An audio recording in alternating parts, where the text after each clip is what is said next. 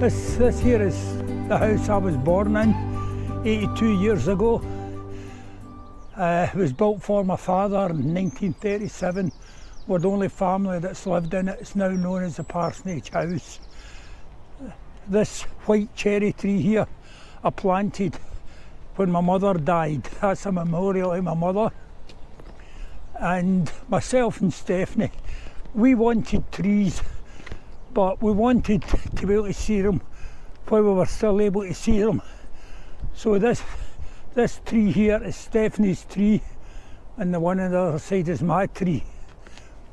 This sculpture used to be down at the boat shed, and for various reasons I was asked to remove it.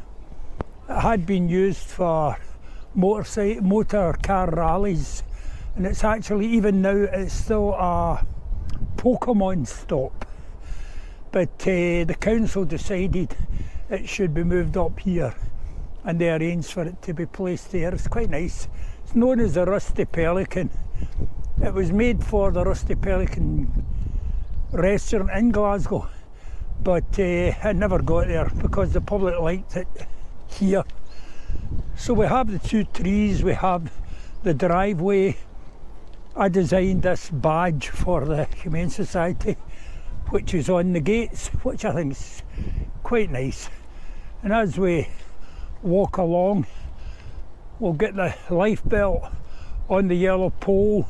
The yellow pole was a trial for a powder coating, and that yellow has been on for 20 odd years, not a mark. Wonderful. So this is what we use as an example of what people should have for life belt posts.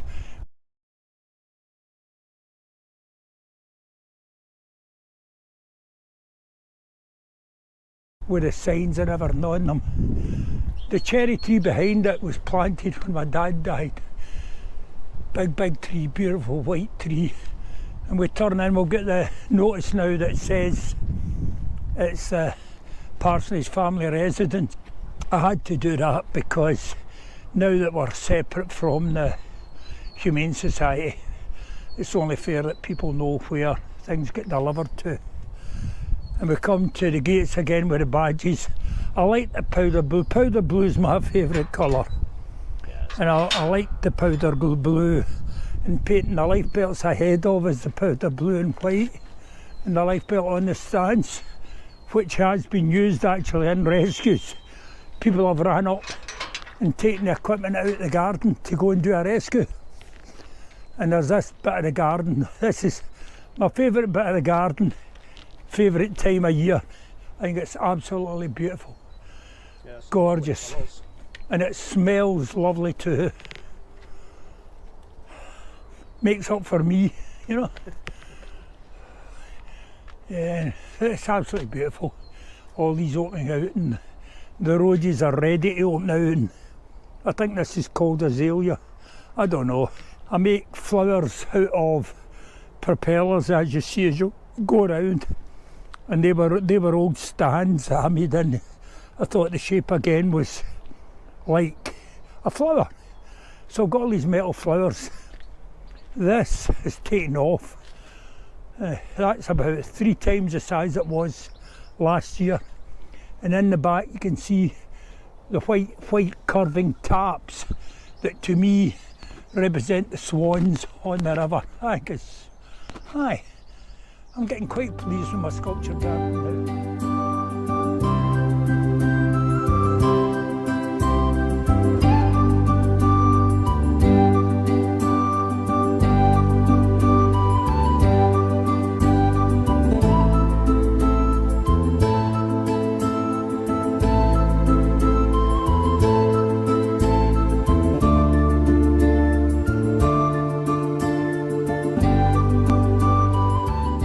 A lamp post with a coat of arms in the bottom of it, and that's all the lamps that used to be around Glasgow Green.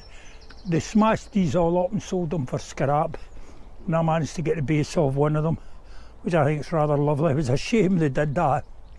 Then we have all the propellers and flowers. A big bird there with a long tail made out of a motor car wheel and a welding torch, a cutting torch at the top. And somebody brought me in an old umbrella and challenged me to make some. People keep bringing things into me, junk, because I'm a junk sculptor. People keep bringing the junk into me and saying, what can you make with this? And that's why I've got the wee insects here made out of floats and stuff that were, you know, floating around the river. And somebody brought me champagne corks and paper clips. What can you make with them? So I made wee flowers.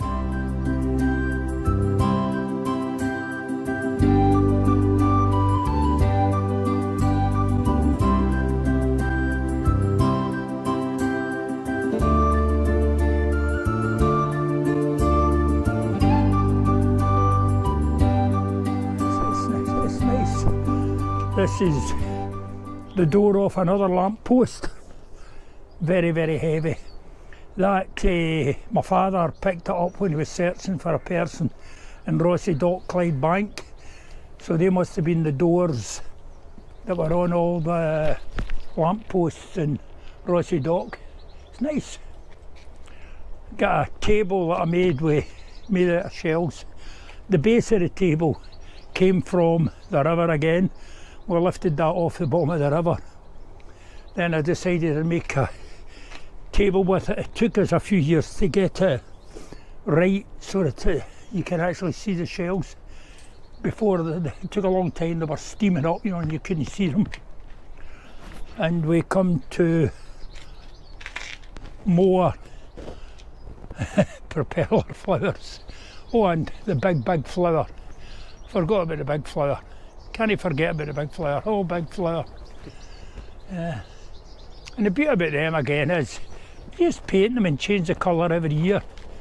Makes it exciting. And we come round past this beautiful yellow flower again. And the Californian poppies, more champagne corks, more metal flowers. It's good fun. We come to the mermaid. I won't tell you the story about the mermaid. We'll just say. And a bird made out of old bits of metal again.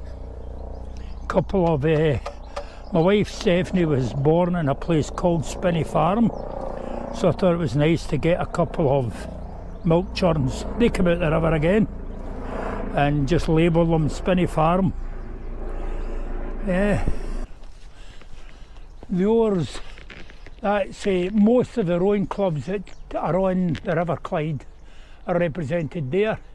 And this year I've planted some new climbers that I'm hoping will be able to grow right up there. That's the plan.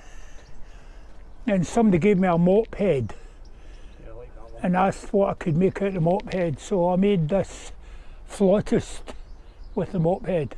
I had to tell you it was a flautist just in case you can't see it, you know. And we come into the junk heap of the back garden. Again, down at the boatyard, I took old racing boats and kayaks out the river that had been involved in accidents, and I built a kind of pyramid statue with them down at the side of the river. And the idea was it was a message, for by being a piece of sculpture made out of junk, it was a message to the rowers going by that they should never behave themselves and their boat won't end up in my sculpture. But these boats have all been involved in accidents on the river. I think it's quite nice. I brought them up to the garden, and hopefully the garden will become my sculpture garden in time. Money, the sculpture garden. I'm getting mine. And this year I just let it grow wild. This is beautiful. Got apple trees, plum trees. Don't get any plums, get tons of apples. We've got all this. The blue is absolutely beautiful. The boat over there was the Lady Sarah. It was a Tepco 10-foot fiberglass dinghy and it was small so that it could be used in the canal and things like the River Kelvin. There's a tree hut that I built for the children. I was daft enough to be taking logs out the river and sawing them in half, sawing them up the middle to make it look rustic. And then I get this brainwave. So all these half round pieces of wood are actually the sides of wooden ladders. It's a tip for them. I'm gradually hoping to put up all the different types of life belts. We've got maybe 20, 30 different types of life belts, and I'm hoping to get them all up on display. The boat is going up beside that boat in the kayak. This is another boat that was involved in an accident in the river, and that will become a standing monument again. As I say, you don't have to be mad, but by God it helps. Well, this bird before, there's a few birds like this around the garden, and again they're made out of the wrecks of rowing boats. All these pieces here are the riggers that come out the side of the boats that the oars go into. So I made these birds. Some folk say my sculpture's junk.